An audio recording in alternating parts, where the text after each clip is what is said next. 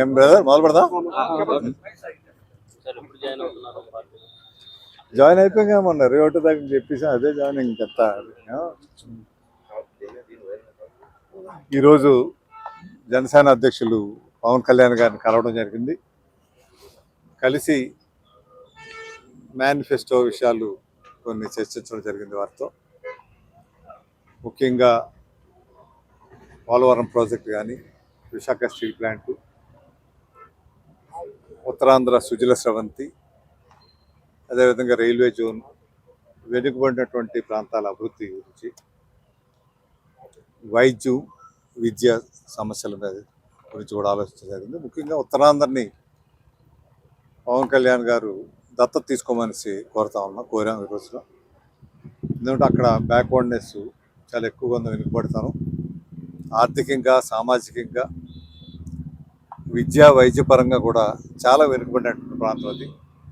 ఎక్కువ మంది గర్భిణీ స్త్రీలు కానీ, చిన్నపిల్లలు కానీ, క్యాన్సర్తో చనిపోయే వాళ్ళు కానీ, అంటే ఏజెన్సీలో గిరిజనులు చనిపోవటం కానీ, తర్వాత మరి పవన్ కళ్యాణ్ గారే ఉద్దానం వెళ్ళి ఆ ఇష్యూని రేస్ చేశారు, కిడ్నీకి సంబంధించినటువంటి వ్యాధులతో చనిపోతున్నవారు. అందువల్ల ఫోకస్గా ఆ ప్రాంతాన్ని అభివృద్ధి చేయాల్సినటువంటి అవసరం ఉందనేసి వారితో చర్చించడం జరిగింది. ముఖ్యంగా స్టీల్ ప్లాంట్ కాపాడుకోవాల్సినది జాతీయ సంపద. అది ఈ సంపదను విశాఖ ఉక్కు ఆంధ్రలో మనం సాధించుకున్నది ఈరోజు భారతదేశ సంపదగా ఎదిగింది. దీన్ని కాపాడుకోవాలి, ప్రైవేటీకరణ కాకుండా. వాటి విషయం కూడా మాట్లాడడం జరిగింది. అదేవిధంగా ఈ వెనుకబడిన జిల్లాలు ఏ రకంగా అభివృద్ధి చేస్తే బాగుంటుంది, అటు రాయలసీమ వైపు కానీ, ఇటు ఉత్తరాంధ్ర వైపు ఉన్నటువంటి జిల్లాలు సమగ్ర అభివృద్ధి విషయంలో, ఈ నదుల అనుసంధానం, గోదావరి నుంచి అటు వంశధార వరకు నదుల అనుసంధానం, అదేవిధంగా ఇటు గోదావరి, కృష్ణ, అటు ఇంకా ఆంధ్రేనివా ఇవన్నీ ఉన్నాయి. అవి ఆ ప్రక్రియ మొదలైంది కానీ అది కాలేదు. 4.5 ఏళ్ళు ఏమి కూడా వీటి గురించి కూడా అంతా చర్చించడం. తర్వాత అనకాపల్లిలో అక్కడ ఒక సమావేశం ఏర్పాటు చేయాలని అనుకుంటున్నాం, ఒక పబ్లిక్ మీటింగ్. అది ఎప్పుడు చేయాలో ఏమిటన్నది వాటి గురించి కూడా చర్చించాం. సో అయితే 2వ తారీఖు కానీ 4వ తారీఖు కానీ ఫిబ్రవరి ఉండే అవకాశాలు ఉన్నాయి. అది త్వరలోనే 1-2 రోజుల్లోనే ఆ డేటు ఫైనలైజ్ అవుతుంది. ఆ షెడ్యూల్ అది చూసుకొని అక్కడ ఫోకస్డ్గా ఉత్తరాంధ్ర అభివృద్ధి గురించి అడ్రస్ చేసే విధంగా, ఉత్తరాంధ్ర వెనుకబడతాను ఏ సమస్యలు వాటి గురించి అడ్రస్ చేయాలని అనుకుంటున్నారు. ఇవి ఈరోజు క్లుప్తంగా చర్చించినటువంటి విషయాలు.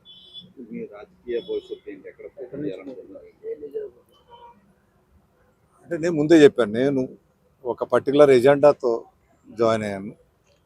అదేంటంటే అభివృద్ధి ఎజెండా. రాష్ట్రం అన్ని రకాలుగా కూడా చాలా ఇబ్బంది పడుతుంది పరిస్థితి.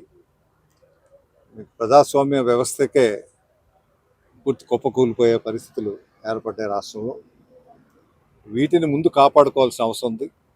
కాపాడుకోవడానికి ఇటువంటి యంగ్ ప్రామిసింగ్ లీడర్స్ పోరాట పటిమ ఉండి, పోరాటం చేయాలనే తపనుండి రాష్ట్రాన్ని అభివృద్ధిపరచాలి, ఎటువంటి స్వార్థ ప్రయోజనాలు లేకుండా ఉండి చేసేటువంటి నాయకత్వం. కాబట్టి ఇటువంటి నాయకత్వంతో కలిసి పనిచేయాలని పవన్ కళ్యాణ్ గారి పిలుపు మేరకు వారితో కలిసి పనిచేయాలనేసి నిర్ణయం తీసుకున్నాం. అన్నిటికంటే ఆయన నిస్వార్థ బుద్ధి కూడా ఉంది. ఇప్పుడు స్వార్థ రాజకీయాల్లో రాష్ట్రం ఏ రకంగా అవుతుందో చూస్తున్నాం మనం. ఇదంతా వాళ్ళది వ్యక్తిగత ఎజెండాతో రాష్ట్రం పూర్తిగా పాడైనటువంటి పరిస్థితులు ఉన్నాయి. కాబట్టి ఈ పరిస్థితుల నుంచి ప్రక్షాళన చేయాల్సిన అవసరం ఉంది. మన రాష్ట్రాన్ని మనం కాపాడుకోవాల్సిన అవసరం ఉంది కాబట్టి దిగడం జరిగింది. ఎక్కడి నుంచా, ఏం చేస్తాను, ఏ రకంగా నా సర్వీస్ ఉపయోగించుకుంటారన్నది పార్టీ నిర్ణయం. పార్టీ ఎటువంటి సర్వీసెస్ కావాలంటే ఆ సర్వీస్ ఇవ్వడానికి సిద్ధంగా ఉన్నాను. అనకాపల్లి నుంచి మీరు పోటీ చేస్తారని అది ఎక్కడ అన్నది పార్టీ నిర్ణయించమంటారు. నేను చెప్తాను కదా, నాకు హామీగా నేను దీని గురించి హామీ తీసుకున్నాను. నేను పవన్ కళ్యాణ్ గారు స్టీల్ ప్లాంట్ గురించి కానీ, అభివృద్ధి విషయంలో, ఉత్తరాంధ్ర అభివృద్ధి విషయంలో, అందుకే ఉత్తరాంధ్ర దత్తత తీసుకోమని. నాకు ఇవి ముఖ్యం. అధికారంలో ఉండి అట్లా అయితే నేను 15 సంవత్సరాలు అధికారం చేతుల వరకు వచ్చిందే కాదనుకుని వచ్చాను. అందువల్ల అధికారం ముఖ్యం కాదు. అంటే మీరు స్టీల్ ప్లాంట్ గురించి చెప్తున్నారు. ఈ స్టీల్ ప్లాంట్ గురించే గంటా గారు రాజీనామా చేశారు, నిన్న ఆమోదించారు. ఎట్లా చూస్తారు? చాలా ఆయన రాజీనామా చేయడం అన్నది ప్రజాప్రతినిధిగా ఆహ్వానించదగినటువంటిది. అసలు ఈ రాజీనామా ఎప్పుడో ఆమోదించి ఉండాలి. నిజంగా ఈ ప్రభుత్వానికి గట్స్ ఉంటే ఏనాడో ఆమోదించి ఉండాలి. ఇప్పుడు ఏదో ఎలక్షన్ దగ్గర పెట్టుకొని నోటిఫికేషన్ వస్తున్నటువంటి టైంలో మళ్ళీ ఎలక్షన్ రాదు కాబట్టి ఆమోదించారు. అందులో అది పిరిగిపోతుంది సరే. అది ఎందుకంటే అది కాపాడుకోవాలి అందరూ. Above party lines steel plant కాపాడుకోవాలి. ఎంతోమంది 32 మంది ప్రాణత్యాగంతో వచ్చినటువంటి ప్లాంట్ ఇది. ఒక మంచి బెస్ట్ ప్లాంట్ అది. అది కాపాడాల్సిన అవసరం ఉంది. మాకు రాజశేఖర రెడ్డి గారి టైంలో అయితే అది 3 మిలియన్ టన్నులు ఉంటే కెపాసిటీ 7.3 మిలియన్ టన్నులు 12,000 కోట్ల రూపాయలతో అది ఆధునీకరించే కార్యక్రమం చేశారు. ఆయన పెద్ద చేయడానికి చూస్తే ఈయన ఉన్నది లేకుండా చేయడానికి చూస్తున్నారు. గంగవరం పోర్టు అప్పుడు వస్తే ఇప్పుడు ఆ గంగవరం పోర్టు గవర్నమెంట్ షేర్ కూడా తీసుకెళ్ళి ప్రైవేట్ వాళ్ళ చేతిలో 600 కోట్లు పెట్టేశారు. ఇంకొక 15 సంవత్సరాలు ఓపిక పడితే ఆ గంగవరం పోర్టు పూర్తిగా రాష్ట్ర ప్రభుత్వ పరం అయి ఉండేది. ఇది అయాచితంగా అసలు వీళ్ళకి ఎట్ట ఇచ్చారు అధికారం?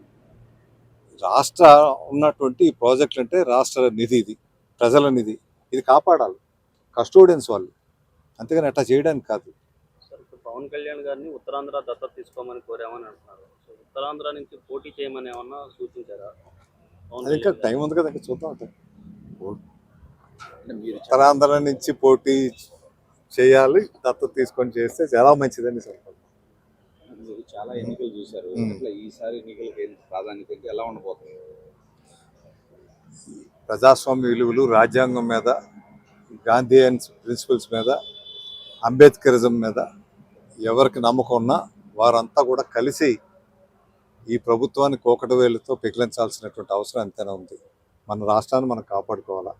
అదొక్కటే ఎవరో అధికారంకి వస్తారు, ఏం చేస్తారు, ఇవి ముఖ్యం కాదు. నేను రాజకీయాలు ఉండొచ్చు లేకపోవచ్చు, కానీ రాష్ట్రం బాగుండాలి, రాష్ట్రం అభివృద్ధి చెందాలి. ఎందుకంటే అన్ని రకాలుగా కూడా మనం ఉన్నాయి, వనరులు ఉన్నాయి మనకి. 7 కిలోమీటర్లు స్ట్రెచ్ కోస్ట్ లైన్ ఉంది, కానీ దురదృష్టం ఏంటంటే ఉన్న పోర్టులు అన్ని ప్రైవేటీకరణ అయిపోయాయి. కొత్తగా వచ్చేది లేదు, ఒక పరిశ్రమ రావటం లేదు. మనం ఎన్ని కాపాడుకోవాలి రాష్ట్రాన్ని. జనసేన పార్టీలో అందరూ కూడా మీలాంటి బలమైన నాయకులందరూ జాయిన్ అవుతున్నారు.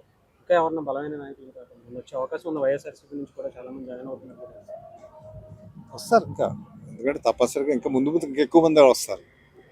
అది ఏ పార్టీకి వెళ్తారో చెప్పలేము, కానీ డెఫినెట్గా అక్కడి నుంచి అయితే మటు పైకి రావడానికి మటు సిద్ధంగా ఉన్నారు. ఇంకా అందరికంటే నిదర్శనం ఉంది, మేమంతా మరి ఆ కుటుంబం అంతా. షర్మిల గారు ఇప్పుడు ఎక్కడున్నారు, నేను ఎక్కడున్నాను, అంతా అక్కడ ఉండాల్సిన మనుషులు ఉన్నారు.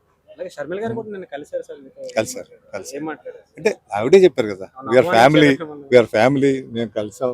నేను వైజాగ్ వచ్చాను, కలిసాను మిస్ చెప్పి, నేను అది చెప్పాను. మా మేనకోడలు వచ్చి కలవడానికి సహజంగా పీసీ ప్రెసిడెంట్గా ఆహ్వానించడం అన్నది పీసీ ప్రెసిడెంట్ ఆవిడ ధర్మం. అది రాజకీయం చర్చించుకోవడం, కుటుంబ సభ్యులైనా చర్చించుకుంటారు, అదే చెప్పింది, చర్చించుకున్నాను. ఆహ్వానించారు, మరి ఇప్పటికే నేను మాట ఇచ్చాను, నేను మాట తప్పలేను అని చెప్పాను. అందుకే గుడ్ లక్ అని చెప్పాను. Okay, thank you. Okay, welcome.